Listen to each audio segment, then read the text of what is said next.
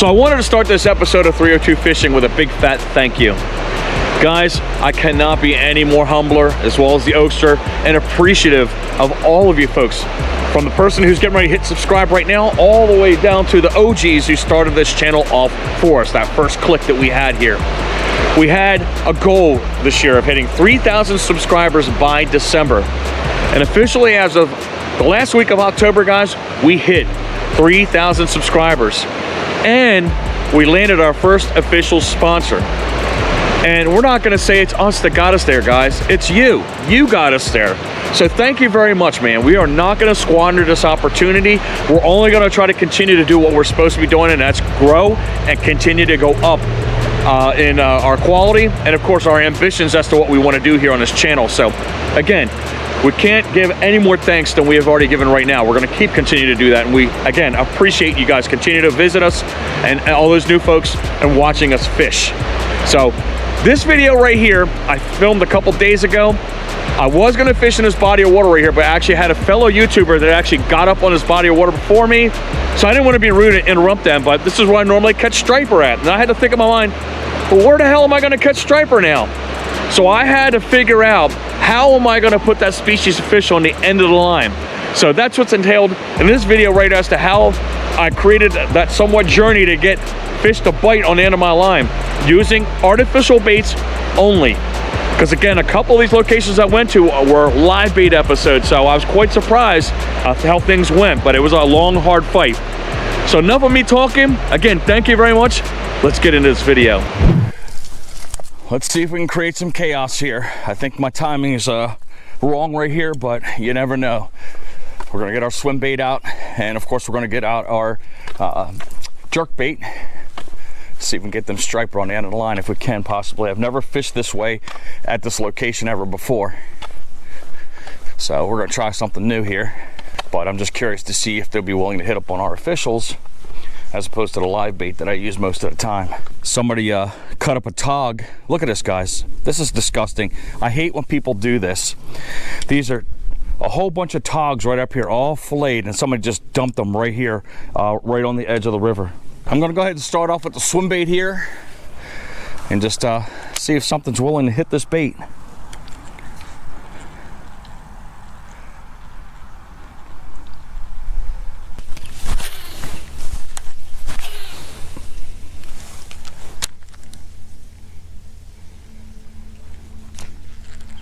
Something's going across the water right over there. I can see it, whatever it is. Could be a muskrat, but there's definitely movement over there. All right, let's switch over to the jerk bait. A little bit more vibration in that bait right there, and the bait likes to suspend too if we decide to pause it, but it's got a little bit more flash than the swim bait does that I had on there.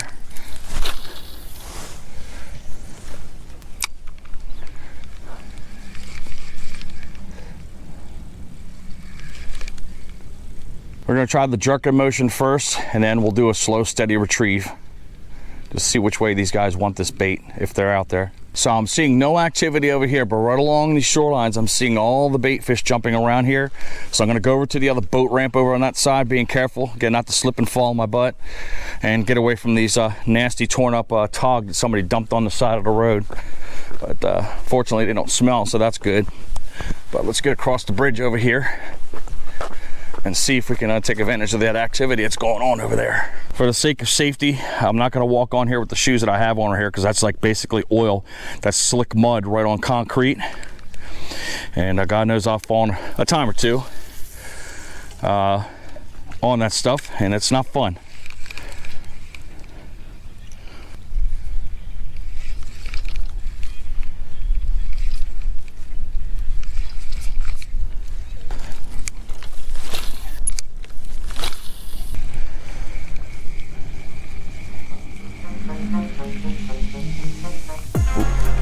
Fish, guys, right there.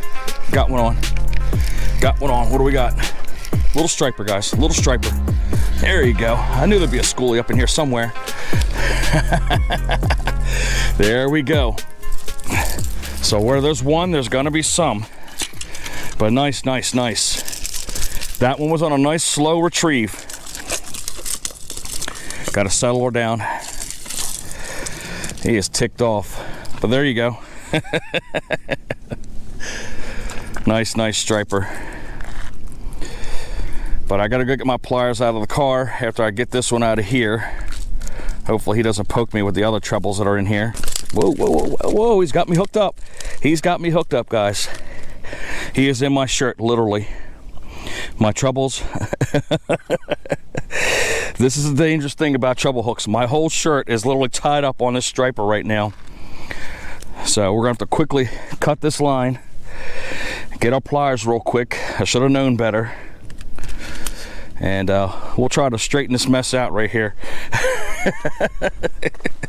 That's the craziest thing I've ever had happen to me, guys. No joke. All right, let's figure this out.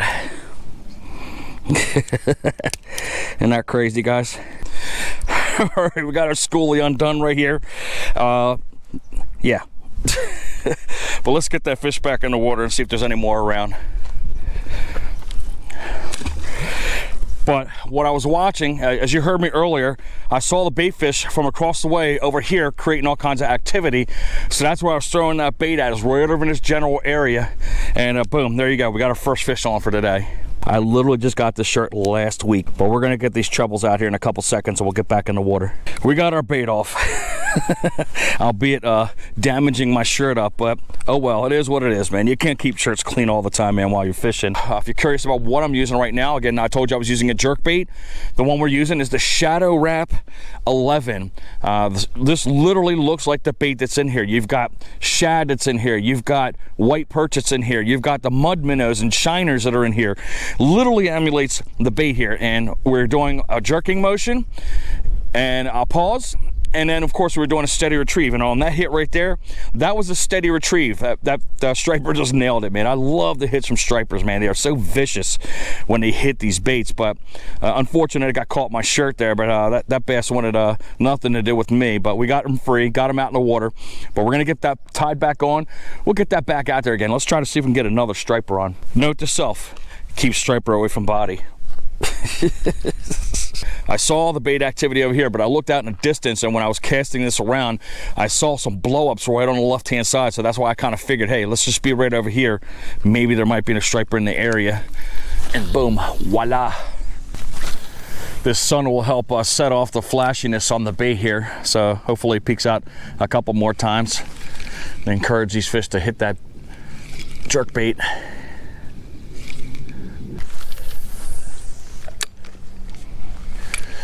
See if we can try to go along the side of the bridge here.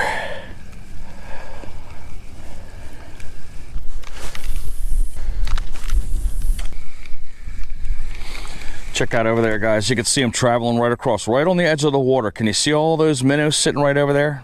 There's dozens of them over there. I'm trying to figure out if this tide's moving in or moving out. It looks like it's moving in, which that should be good for us. But I'll keep a look at that rock right there, and if I see it disappearing, obviously I know that it's high tide coming in. I'm seeing what I think is movement over here. I saw a little V thing forming. You can see the bait fish moving around. So something has to be chasing those fish around, because there's no way that they'd be chased off the shoreline unless something was after them. It's definite that the tide is moving in. All you have to do is just watch my bait. I'm casting it out here. When I'm bringing that retrieve in, you'll see the bait moving to my left, which is moving towards the bridge, and that's telling me that the tide is coming in. And I am watching the rock sink over here on my right-hand side, so let's see if we can make this into an advantage for us. Very, very quiet right now. We only had that lone striper right here, but we're gonna go ahead and possibly change the color right here. I have another Rapala jerk bait that I have in here. It's a husky jerk. It's almost the same kind of flashiness, but it's got like a green top to it and a little bit more condensed, so maybe a smaller bait might get them. Got to do some maintenance here, man. The life of a YouTube fisherman. Baits all over the place, man, and every once in a while you got to straighten it all out, only mess it back up again. But here's the other bait that we're talking about right here. This is, again, a coincidence. It is not on purpose, but you can see how beat up the box is. That's how long it's been sitting in my box. But the bait we're going to come out with is another Shadow Wrap shad. The color on this, guys, believe it or not, is called Halloween. So remember, this one's nice and sleek and long, and if you can look at the other one, it's kind of short and stout. So I'm going to kind of compact that bait down a little bit so that it gives them a little bit of chance to try to swallow that smaller morsel instead of chasing after that bigger bait right there. So let's hope my decision is the right one. My rod here, guys, is a ugly 6, like Shakespeare, of course. I think it's 6'6", and of course we got a 5-1-to-1 Silver Max. That's by Abu Garcia, if you're curious about the setup I'm using right now. We'll give this location about another half an hour. I'm gonna pop over to another bridge just like this one right here. We're gonna see if there's any resident schoolies hanging over in that area. It's a little bit more in depth over there, so we might get lucky. Never know, we might pop into a possible American shad, I don't know, or maybe some perch will hit up on this thing. But right now, one lone fish so far. Open the bail, Dan. Don't be a dummy. I'm curious to see, guys, you know, drop a comment below, man. What kind of jerkbait do you like to use when you striper fish? This is particularly out to the guys who like to bank fish a lot, because some of us can't get on the, you know, the big head boats and everything else to go out and catch the big girls and everything else. So we have fun with these schoolies that are out here. Occasionally do have some big ones that come through, but what is your make and colors that you like to use?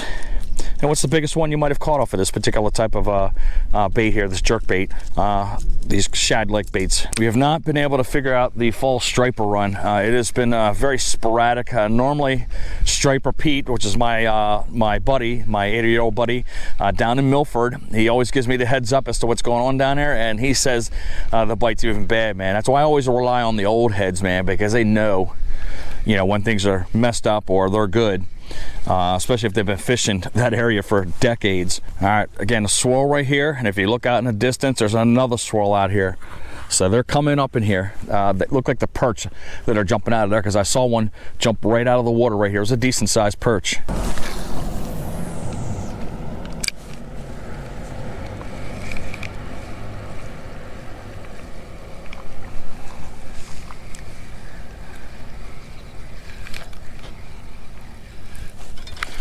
There we go, guys. We got one on. We got one on. I knew there was going to sit something sitting in that cove over there. All right. Took us a long while, but we got one. A little dink, guys. Remember, keep the fish away from the body, Dan. That's what's dangerous about these fish. All right, we're going to go ahead and get this fish off of here. I got to find my pliers. What the heck I do with them? Oh, here we go. But he got it right on the side of his body right here, so we're gonna have to lay him down and kind of gingerly get these hooks out, so bear with me. There's a result there on the change of bait. So obviously that color is working right now. I threw it right in that tiny little cove. I saw some bait fish moving around in that area. I said, let me toss over there and see what happens. And of course this little guy hit it. He missed it but got it on the side, but he only got one tiny little treble in him. So good deal, guys. Let's get it out there and try to get some more. And she's gone. Shadow wraps, guys. I mean, these striper love these in this area right here, and especially down towards the southern areas where we go, but they like to smack up on this bait. So I kind of figured this one was going to get something with that little different color and a little darker color on it, and of course that kind of fluorescent orange that's on here. But I mentioned to you on a previous episode how it took so long just to get to that one fish, and I've been literally fishing out here for maybe, I don't know, 2.5 hours already. At least 500 casts already on both sides, just going back and forth, back and forth, back and forth. And even though it's a short period of time you saw me catch them fish, that's how long I had to go to try to get those fish in front of you. But I see a little swirl right here, guys. So we're gonna cast right through that, man. I gotta pay attention to what's going on instead of talking here. But let's get that back over there again and see if there's another one sitting in that area. But that little cove is a perfect ambush point. Why wouldn't you not be a predatory fish and chase your bait into a spot that those fish can't get away from? But if you notice, both those strikes were not in the middle. I'm still going to cast in a deep area, but most of them are off to your right-hand side, which is where those bait fish congregate. They kind of get tight up against those reeds, and those striper are right there hanging and trying to wait for the right moment to go ahead and smash up on that bait fish. We're going to move to another location. Nothing is going on right now. There's just no bait fish jumping around, no perch jumping out. So we're going to hit another location, see if they're a little further up the tributary. And if that location doesn't work out, I got one more spot that we can go to. But I do want to get a couple more striper on the end of the line. But again, the hot bait's not on right yet, but it is what it is. Again, we've been trying to find when this striper run is going to start, but it's been very warm as of late, guys, especially this late into the season here. We're almost into November in a couple days. But I thought for sure we'd have a little bit of action with that storm that came through. I'm at a new location right now. I'm not going to dedicate a lot of time here because I'm not familiar with this section right here, but this is where the gentleman told me to go. And we'll see if we can try to rip up a couple out of here. If not, I have another spot that I'm pretty sure we're going to get some in. But let's see if they're a little further up in the tributary here. We're a little bit more closer to town with this section here.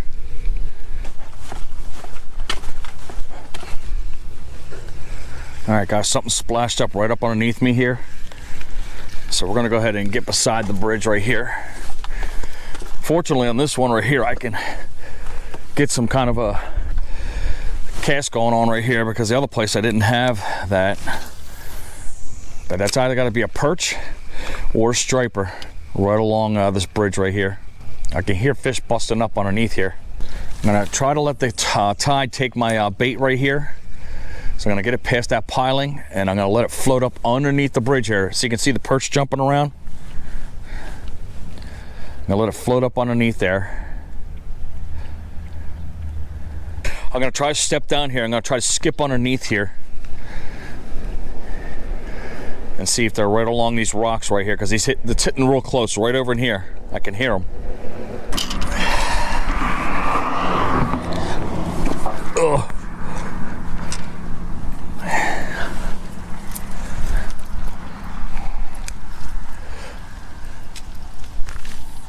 There we go.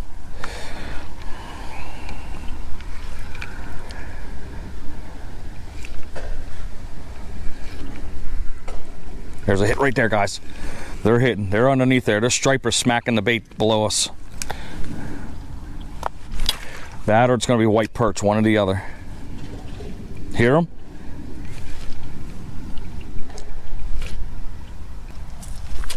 All right, so we got that bait back there.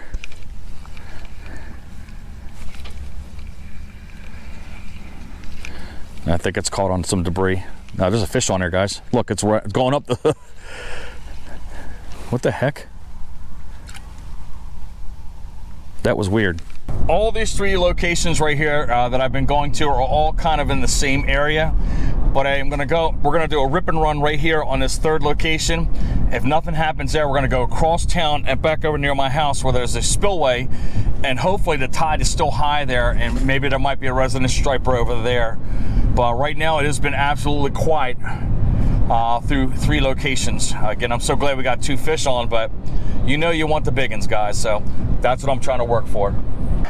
We're on our third location here. There's a lot of snags here, so I got to be careful of where I'm casting at. But we got to stay away from this section right here and just a little bit of right here. But let's just throw out here and see what happens. Lots of bust ups back there. I can see all the perch jumping around.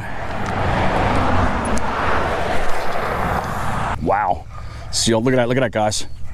All them fish just got scared. There's a striper over there. That's not a white perch. I guarantee you that. And I don't even know if I can get that far with this jerk bait.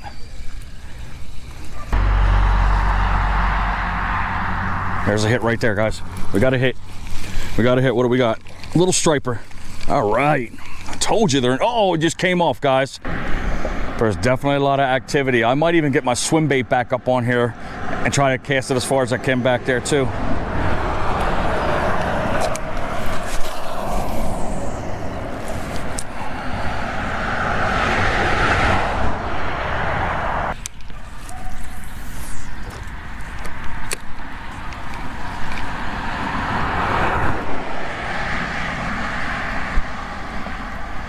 Look at this bait fish go right across there, guys.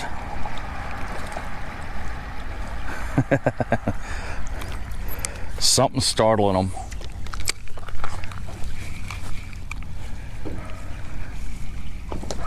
Look at that. Look at that. Oh, they're underneath the bridge again, guys.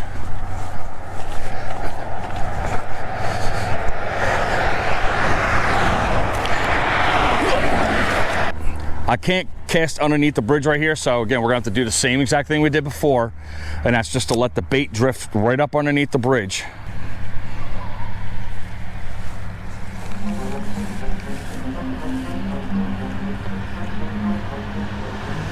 Oh, there's a fish right there, guys, right underneath the bridge. We got him, we got him. There you go, striper. You gotta put your bait where the action is at. Right there. I hear them busting up there. They're still busting underneath there. But boom. It took a long while, but we got another striper on. Alrighty then. Woo! That fish is salty. These stripers are super aggressive, man. Super, super aggressive. Boom. Took us almost 2 hours to get to the third striper right there, but again, you gotta pay attention to what's going on around you. I heard him up underneath the bridge, so I had to change my tactics a little bit and let that thing drift underneath, and boom, there you go, another fish on line. But she's gone. So literally it was the same scenario on the second bridge where I didn't catch any fish at. I heard the bust ups underneath the bridge, so I, again, just used that drift of the tide to help me out and get that next fish on. All right, let's throw a swim bait on, throw a couple casts out here, and then we'll get to our very last location right here. Again, I think the striper have moved on out of this location. I can still see little ones busting up right in front of you there. We're gonna try to get down to probably a 3.3 inch saucy swimmer. Again, Pro Blue Red Pearl. I changed my mind. We're not going to go with the saucy swimmer. We're going to go with the Keitech. I'm going to try to put that bait as close to the same color as the bait fish that's being hit upon. So here are the Keitechs we're going to use. This is a 4-inch that we're going to use. This is a Pro Blue Red Pearl Keitech swim bait, and it's got strong squid scent, so maybe this might be able to get them on there. You see all those bait fish busting up on bait just about this size. For right now, I'm going to go with a 1/4 inch jig head. I know I'm running a risk using that right now because of the snags, but I want to try to get that bait out there as far as I can get it out there. But we'll make sure this bait's on there right.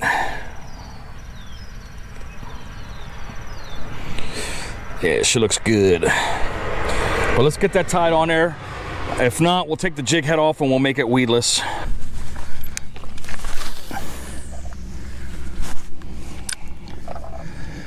Again, we will not drag across the bottom. We will jerk it up and keep it in the water column.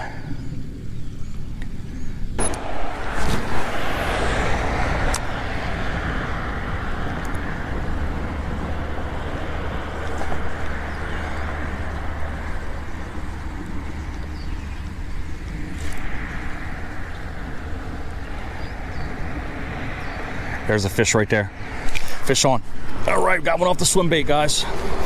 Little one. What do we got? A yellow perch one right after that, guys. How about that? A white perch, I meant. Wow. That's pretty cool. About a half more dozen casts, and we'll get in the car, head on down the road towards my house, and see if we can catch a big one.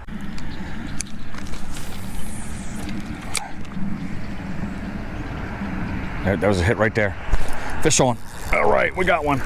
Fish on, guys. Fish on. What do we got? What do we got? Oh, man, he's fighting. There's another striper. Perfect. That's probably that striper that has been beating up on those bait fish the whole time. All right, I'm excited. I'm excited. They're not monsters, but I'm liking the bite. Boom, off the Keitech. Look at the pretty electric blue colors on that fish. Those the iridescents are amazing. Thank you, Mr. Striper. She gone. So I'm gonna go ahead and long bomb along the shoreline here for about maybe a dozen casts. If I don't get anything, we'll move again to that next location.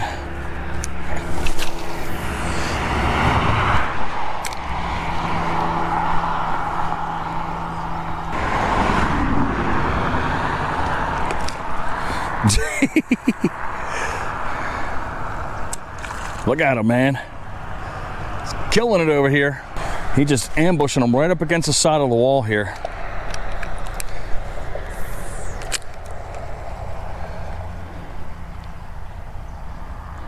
There you go. Oh, he had it for a split second. He's nipping on it. He's nipping on it.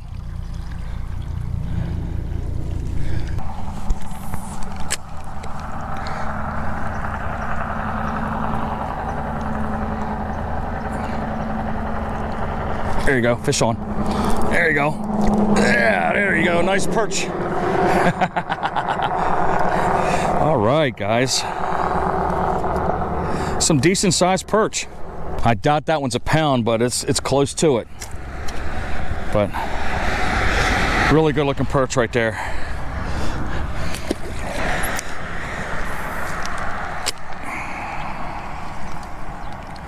There's a hit right there, nice hit. Another perch.